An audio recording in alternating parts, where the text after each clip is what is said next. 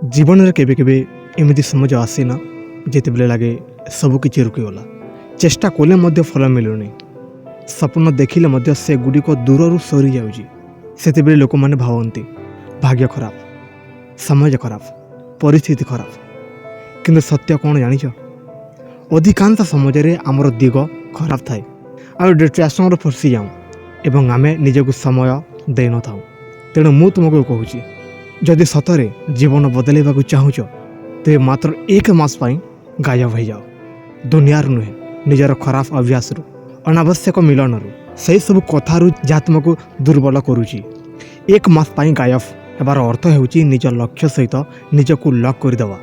ଭାବିକି ଦେଖ, ଯଦି 30 ଦିନ ତୁମେ ମୋବାଇଲର ଅନାବଶ୍ୟକ ସ୍କ୍ରୋଲିଂ ଛାଡ଼ିଦେଲ, ଅନ୍ୟମାନଙ୍କ ଜୀବନ ସହ ତୁମ ଜୀବନକୁ ତୁଳନା କରିବା ବନ୍ଦ କରିଦେଲ ଏବଂ ପ୍ରତିଦିନ ନୂଆ କିଛି ଶିଖିଲ, ତେବେ 30 ଦିନ ପରେ ତୁମେ ସେହି ଲୋକ ରହିବ ନାହିଁ। ତୁମ ଚିନ୍ତାଧାରା ବଦଳିଯିବ, ତୁମ ଆତ୍ମବିଶ୍ୱାସ ବଢ଼ିଯିବ, ତୁମ ମୁହଁରେ ଗମ୍ଭୀରତା ଆସିଯିବ।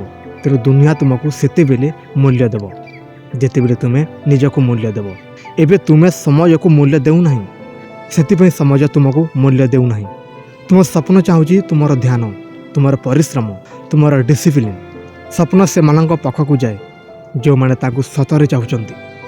ଗୋଟେ ମାସ ପାଇଁ ଚୁପ୍ ହୁଅ, କିନ୍ତୁ ତୁମ କାମକୁ ଚିତ୍କାର କରିବାକୁ ଦିଅ। ଲୋକମାନେ ପଚାରିବେ, କେଉଁଠି ଥିଲୁ, କ'ଣ କରୁଥିଲୁ? ସେଦିନ ତୁମ ଫଳ ଉତ୍ତର ଦେବ। ଆଉ ମନେ ରଖ, ଗଛ ଯେତେବେଳେ ବଢ଼େ ସେତେବେଳେ ଶବ୍ଦ କରେନି, କିନ୍ତୁ ଯେତେବେଳେ ଭାଙ୍ଗେ ସେତେବେଳେ ଶବ୍ଦ ହୁଏ। ତୁମେ ବଢ଼ିବାକୁ ଚାହୁଁଛ କି ଭାଙ୍ଗିବାକୁ? ସକାଳେ ଶୀଘ୍ର ଉଠିବାକୁ ଆରମ୍ଭ କର, କାରଣ ସକାଳ ସମାଜ ସଫଳ ଲୋକଙ୍କର ଗୁପ୍ତ ଅସ୍ତ୍ର। ସେହି ସମାଜରେ ମନ ଶାନ୍ତ ଥାଏ, ଚିନ୍ତା ସ୍ପଷ୍ଟ ଥାଏ ଏବଂ ଆତ୍ମା ସତ୍ୟ କଥା କହେ। ପ୍ରତିଦିନ ନିଜ ଲକ୍ଷ୍ୟକୁ ମନେ ପକାଅ।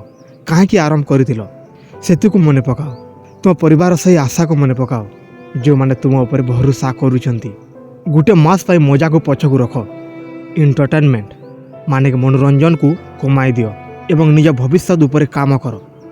କାରଣ ଯେଉଁମାନେ ଆଜି ମଜାରେ ସମୟ ନଷ୍ଟ କରନ୍ତି ସେମାନେ କାଲି ଦୁଃଖରେ ସମୟ କାଟନ୍ତି ଏବଂ ଯେଉଁମାନେ ଆଜି ପରିଶ୍ରମରେ ସମୟ ଲଗାନ୍ତି ସେମାନେ କାଲି ଆରାମରେ ଜୀବନ ଜିଅନ୍ତି। ତୁମେ ଦେଖିଥିବ, ହୀରା ମାଟି ଭିତରେ ଲୁଚିଥାଏ, ଅନ୍ଧାର ଭିତରେ ଚାପ ସହିଥାଏ, ସେତେବେଳେ ମୂଲ୍ୟବାନ ହୁଏ। ଠିକ୍ ସେହିପରି ତୁମକୁ ମଧ୍ୟ କିଛି ସମୟ ପାଇଁ ନିଜକୁ ଅଲଗା କରିବାକୁ ପଡ଼ିବ, ନିଜକୁ ଗଢ଼ିବାକୁ ପଡ଼ିବ। ଲୋକମାନଙ୍କ କଥାକୁ ଅଣଦେଖା କର। ଆଜି ତୁମେ ପରିଶ୍ରମ କଲେ ସେମାନେ ହସିବେ, କିନ୍ତୁ କାଲି ତୁମ ସଫଳତା ଦେଖି ସେମାନେ ତାଲି ପିଟିବେ। ଦୁନିଆର ନିୟମ ଏହିପରି, ପ୍ରଥମେ ହସିବେ, ପରେ ପଛରେ କେମିତି କଲୁ ବି କହିବେ। 1 ମାସ ପାଇଁ ନିଜକୁ ପ୍ରତିଜ୍ଞା କର ଯେ ପର୍ଯ୍ୟନ୍ତ ଲକ୍ଷ୍ୟ ପାଖକୁ ନ ଯିବ ସେ ପର୍ଯ୍ୟନ୍ତ ରୋକିବ ନାହିଁ। ଥକିପାର ହେଲେ ଛାଡ଼ିଦେବ ନାହିଁ, ଧୀରେ ଚାଲ ହେଲେ ପଛକୁ ଫେରିବ ନାହିଁ। ଆଉ ମନେ ରଖ, ଗୋଟେ ମାସ ଡିସିପ୍ଲିନ୍ ତୁମକୁ ଗୋଟେ ବର୍ଷ ଆଗକୁ ନେଇଯାଇପାରେ। ଗୋଟେ ମାସର ଧ୍ୟାନ ତୁମ ଜୀବନର ଦିଗ ବଦଳାଇ ଦେଇପାରେ। ଗୋଟେ ମାସର ପରିଶ୍ରମ ତୁମ ପରିଚୟ ଗଢ଼ିପାରେ। ତେଣୁ ଆଜି ନିଷ୍ପତ୍ତି ନିଅ। ଦୁନିଆକୁ ଟିକିଏ ସମୟ ପାଇଁ ଭୁଲିଯାଅ, କିନ୍ତୁ ନିଜ ସ୍ୱପ୍ନକୁ ନୁହେଁ, ନିଜ ଲକ୍ଷ୍ୟ ପାଇଁ ଜିଅ, ନିଜ ଭବିଷ୍ୟତ ପାଇଁ ଜିଅ। ଗୋଟେ ମାସ ପାଇଁ ଗାୟବ ହୁଅ ଏବଂ ଏମିତି ଫେରି ଆସ ଯେ ଦୁନିଆ କହି ଉଠୁ, ଇଏ ତ ସେହି ଲୋକ ନୁହେଁ, ଏହାର ନୂଆ ରୂପ, ନୂଆ ଶକ୍ତି, ନୂଆ ଜୀବନ ନେଇ ବଞ୍ଚୁଛି। ଏବେ ମୁଁ ତୁମକୁ କେବଳ ଏତିକି କହିବାକୁ ଚାହୁଁଛି ଯେ ଜୀବନର ସତ୍ୟ ପରିବର୍ତ୍ତନ କେବେ ଶବ୍ଦରେ ଆସେନି, ସେ ଆସେ ନୀରବ ପରିଶ୍ରମରେ। ତୁମେ ଯେ ଗୋଟେ ମାସ ନିଜ ପାଇଁ ଦେବ, ସେ ଗୋଟେ ମାସ ହେଉଛି ତୁମ ନୂଆ ଜନ୍ମର ସମୟ। ଲୋକମାନେ ଭାବିବେ ତୁମେ ଗାୟବ ହୋଇଗଲ, କିନ୍ତୁ ସତ୍ୟ ହେଉଛି ଯେ ସମାଜରେ ତୁମେ ନିଜକୁ ଖୋଜୁଛ, ନିଜ ଶକ୍ତିକୁ ଯୋଗାଇ ଦେଉଛ, ନିଜ ଭିତରେ ଲୁଚିଥିବା ସେ ଶକ୍ତିକୁ ଚିହ୍ନୁଛ ଯାହାକୁ ଆଜି ପର୍ଯ୍ୟନ୍ତ ଅବହେଳା କରି ଆସିଛ। ମନେ ରଖ ଯେ ଜୀବନ ସେମାନଙ୍କୁ କେବେ ହାର ମାନେନି ଯେଉଁମାନେ ନିଜେ ହାର ମାନନ୍ତି ନାହିଁ। ତୁମେ ବହୁତ ଦିନ ଧରି ଅନ୍ୟମାନଙ୍କୁ ପ୍ରମାଣ କରିବାର ବ୍ୟସ୍ତ ଥିଲ, ଏବେ ନିଜକୁ ପ୍ରମାଣ କରିବାର ସମୟ। ଦୁନିଆର ଶବ୍ଦକୁ ଛାଡ଼, ନିଜ ମନର ଶବ୍ଦ ଶୁଣ। ସେହି ମନ ଦିନେ ଦିନେ କହୁଛି ତୁମେ ଆଉ ଭଲ କରିପାରିବ, ତୁମେ ଆଉ ଉଚ୍ଚକୁ ଯାଇପାରିବ। ତୁମ ଜନ୍ମ କେବଳ ସାଧାରଣ ଜୀବନ ପାଇଁ ହୋଇନି। ତୁମେ ଯେତେବେଳେ ଏହି ଗୋଟିଏ ମାସ ଯାତ୍ରା ଶେଷ କରି ଫେରିବ, ତୁମର ଚାଲିବାର ଷ୍ଟାଇଲ୍ ବଦଳିଯିବ, ତୁମର କଥା ହେବାର ଷ୍ଟାଇଲ୍ ବଦଳିଯିବ, ଭାବିବାର ପର୍ସନାଲିଟି ବଦଳିଯିବ। ଆଖିରେ ଆତ୍ମବିଶ୍ୱାସ ରହିବ, ମୁହଁରେ ଶାନ୍ତି ରହିବ ଏବଂ ମନରେ ଏକ ନିଶ୍ଚିତ ଲକ୍ଷ୍ୟ ରହିବ। ଲୋକେ ପଚାରିବେ, କେମିତି ବଦଳିଗଲୁ? ତୁମେ କିଛି କହିବାକୁ ପଡ଼ିବ ନାହିଁ, ତୁମ ପରିଣାମ, ତୁମ ରିଜଲ୍ଟ ସବୁ ତାଙ୍କୁ କହିଦେବ। ଏ ଜୀବନ ଖୁବ୍ ମୂଲ୍ୟବାନ।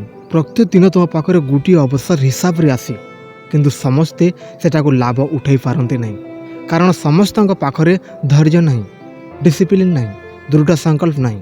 ତୁମେ ସେଇ ଭିନ୍ନ ଲୋକ ହୁଅ ଯେ ନିଜ କଥାକୁ ନିଜେ ସତ୍ୟ କରେ। ହଁ, ମାନୁଛି କଷ୍ଟ ଆସିବ, ଆଲସ ଆସିବ, କେବେ କେବେ ମନ କହିବ ଛାଡ଼ିଦିଏ, କିନ୍ତୁ ସେହି ସମାଜରେ ନିଜ ସ୍ୱପ୍ନକୁ ମନେ ପକାଅ। ସେହି ଜୀବନକୁ ମନେ ପକାଅ ଯାହା ତୁମେ ଚାହୁଁଛ। ସେହି ଦିନ ମନେ ପକାଅ ଯେତେବେଳେ ତୁମ ପରିବାର ତୁମ ଉପରେ ଗର୍ବ କରିବ। ଏହି ସ୍ମୃତିମାନେ ତୁମକୁ ଆଗକୁ ଧକ୍କା ଦେବ। ତୁମେ ଏହି ଦୁନିଆକୁ କିଛି ନେବାକୁ ଆସିନି, କିଛି ହେବାକୁ ଆସିଛ। ତୁମ ଭିତରେ ଯେ ଶକ୍ତି ଅଛି ସେ ତାକୁ ଯୋଗାଇ ଦିଅ। ସମାଜ ଯାଉଛି, ଦିନ କଟୁଛି। ଯଦି ଏବେ ନିଜ ଉପରେ କାମ କରିବ ନାହିଁ ତେବେ କେବେ କରିବ?